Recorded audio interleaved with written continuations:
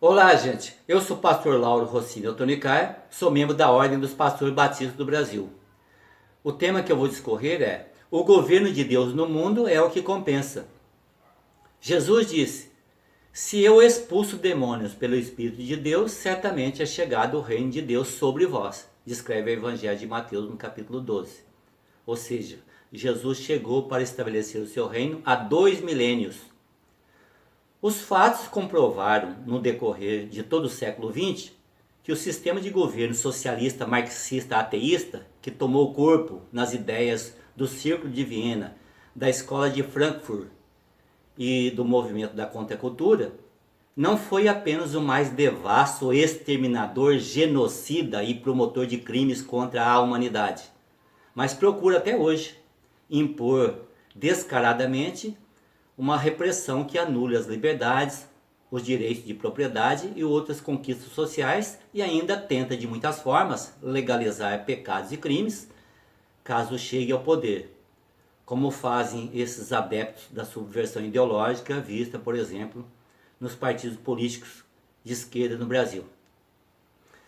Este sistema de governo socialista marxista ateísta procura destruir a democracia, subvertendo a sua cultura, arte, religião e civilização. Por outro lado, embora o sistema de governo democrático que admite o capitalismo venha se mantendo na Constituição, que requer a ordem, os deveres, os direitos, as liberdades e a garantia de se adquirir e conservar patrimônios de acordo com os méritos pessoais, esforço e habilidade nos negócios, não tem essa nossa democracia conseguido evitar em seu meio tamanha onda de violência e crimes. Tanto que, por exemplo, o volume de dinheiro mal adquirido na corrupção e exploração social é incalculável. E o número de mortos chega à média de 60 mil por ano, só por homicídios.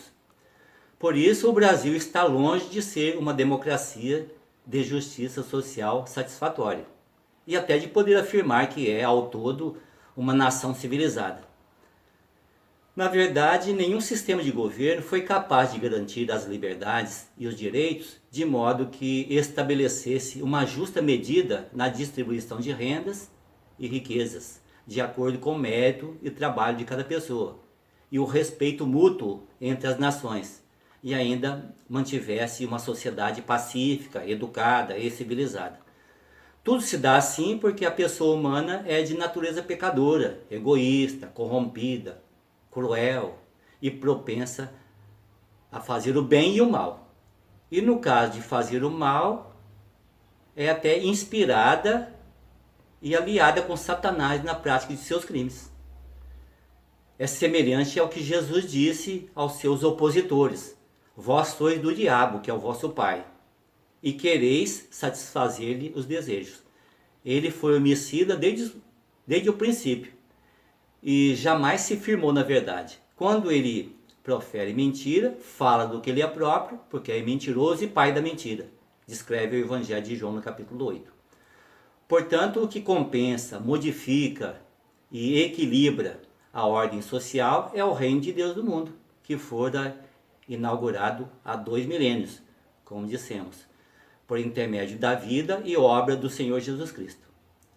O apóstolo João destaca na sua primeira epístola, no capítulo 3, que Jesus veio com seu reino para desfazer as obras do diabo. É o reino que não é deste mundo, conforme disse Jesus a Pilatos, descrito no Evangelho de João, no capítulo 18. Nem é um reino de visível aparência. Trata disso Lucas no capítulo 17 do seu Evangelho.